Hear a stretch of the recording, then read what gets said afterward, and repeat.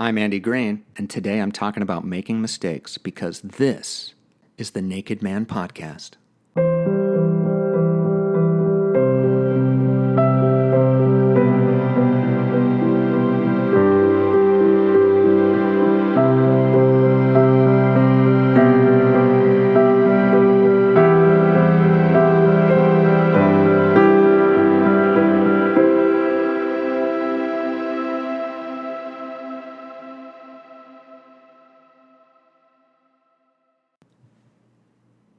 Today, I want to talk about making mistakes.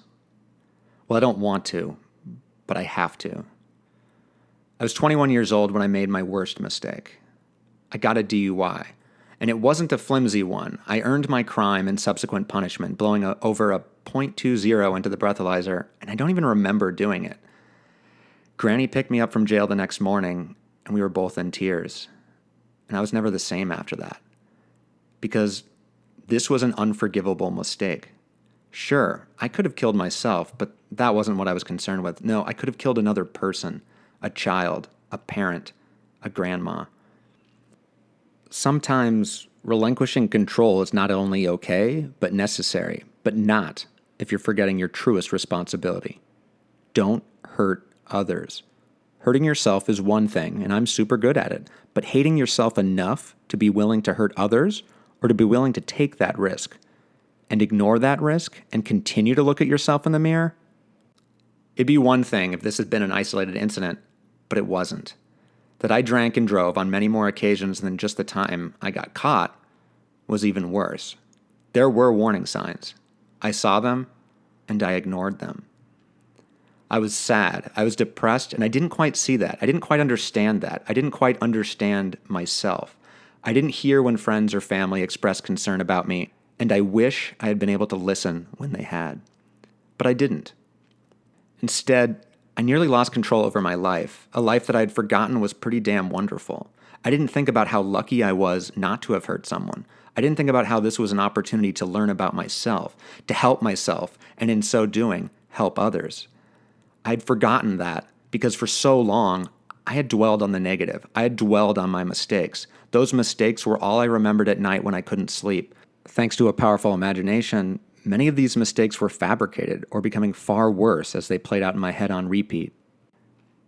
Enough of the details were real to paint an ugly portrait of myself, one that I believed. So I lived in fear, in shame, and in guilt. I discovered drinking in college and found that initially it unlocked a part of me that had been hidden for so long. This gregarious kid who can find the fun better than anyone, who likes and believes in everyone, and who wants to be friends with all he meets. Someone game for anything. Someone who can host and crash a party in equal measure. But it was never enough. And for a while, when I started a night of drinking, I didn't always know how to stop. During my junior year of college, my first year off campus, the Kendall House held an apartment meeting concerning the house's drunken reputation and our out-of-control parties. It felt like an intervention. It was held the morning after a party where I undoubtedly blacked out and pissed myself, a morning where I woke up with regret, shame, and embarrassment. On this particular morning, I had a friend, the friend who held the meeting, say the following to me. "You wouldn't even remember if you had killed someone last night, Andy." In a literal sense, he was right, and it felt like a stab wound. And now I was bleeding from what was a mortal wound. Because yes, he was literally right. I could have killed someone, and I wouldn't have known because I couldn't remember all of last night. But I know I'm not that kind of person. I know I could never dream about killing someone. Or worse, that so many of my dreams are about hurting someone, and never on purpose. I make a mistake, and someone else I love suffers because of it. I hurt someone else. There's nothing scarier. So when my friend pointed out that I could have done this, I was furious. At him, at myself, at everything and everyone. Now, I believe I hurt this friend when I was drunk, and that's why he said what he said. But I also think he was trying to be a good friend, albeit a stern one, who had had enough of our house. But at the time, I hated that he felt like he needed to say that, and it terrified me. That it terrified me so much seemed to tell myself that in some small way, I believed myself capable of harming another living soul. That tiny act of belief, that immense capacity I have for self-doubt, cast a shadow on the worst of myself, and I almost proceeded to make it come true. It became a prison sentence of my own design, one that proceeded to land me in a very real jail for a night. I prosecuted myself. I punished myself. I deserved to hurt, and that act led me on a path that made it more likely to hurt someone else, that made it more likely for my friend's ugly proclamation, my perfect nightmare, to come true. And it still could have, if I didn't learn forgiveness. We make mistakes. That's what humans do, and I have made so goddamn many, and I'm going to make so many more, and that's terrifying. For so long, that made me hide who I am. That made me shirk my responsibility. I didn't trust myself to do hard things because the DUI was proof that I had breached that trust with myself. I needed to learn to trust myself again.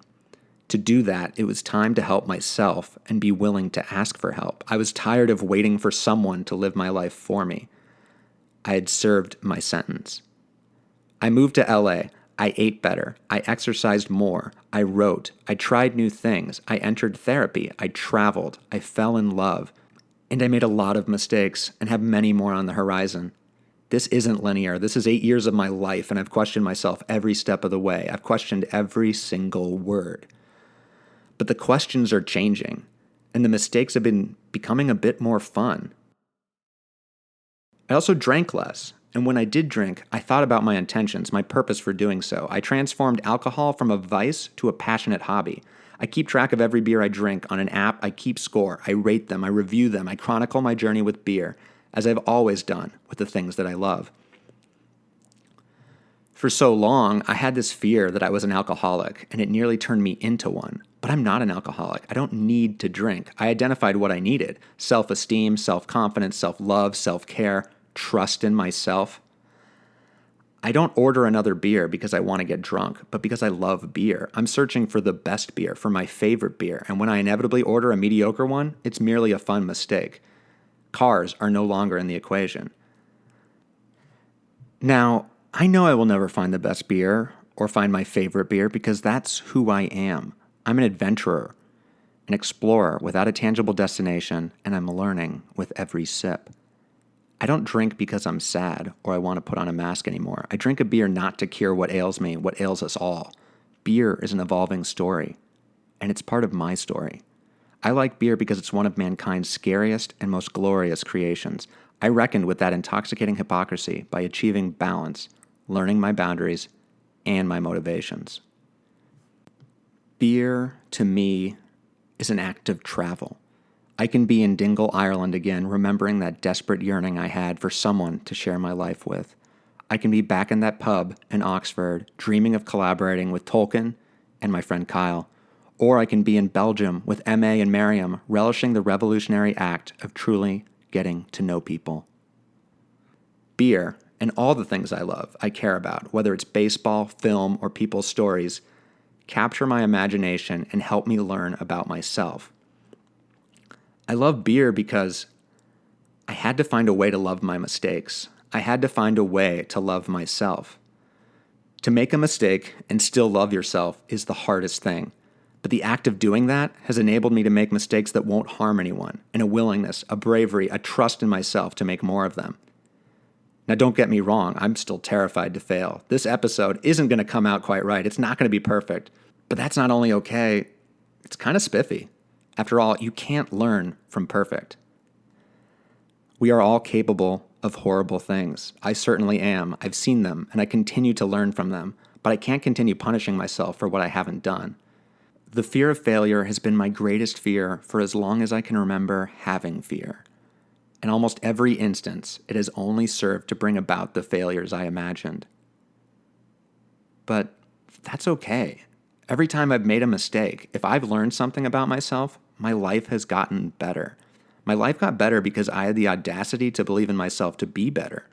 Mistakes have the capacity to make us happy. But don't get me wrong, I'm not sending out the message that I'm fixed, that I'm cured. I'm not, and I never will be, because there isn't one. To me, Forgiveness is a daily adventure. And right now, I'm worrying that this is just me merely trying to reassure myself, to give myself hope. So what? Therapy has helped me transform my thinking, to be curious about myself, not judgmental. Therapy is like taking a master's course on Andy, and I remembered I love being a student. I love learning about myself. I love learning about everything and everyone. This is exhilarating and exhausting, but it's reminded me of who I am even without alcohol. A gregarious kid who can find the fun better than anyone, who likes and believes in everyone, and who wants to be friends with all he meets. Someone game for anything. Someone who can host and crash a podcast in equal measure. Someone I like. I try not to make the mistakes in my head anymore. I make them on the page, in the restaurant, on the mic, on the softball field. I make them with friends, family, and strangers. I am a beautiful and unapologetic mess of a human. And yes, I read that on the back of a beer can. I'm Andy Green, and this has been the Naked Man Podcast.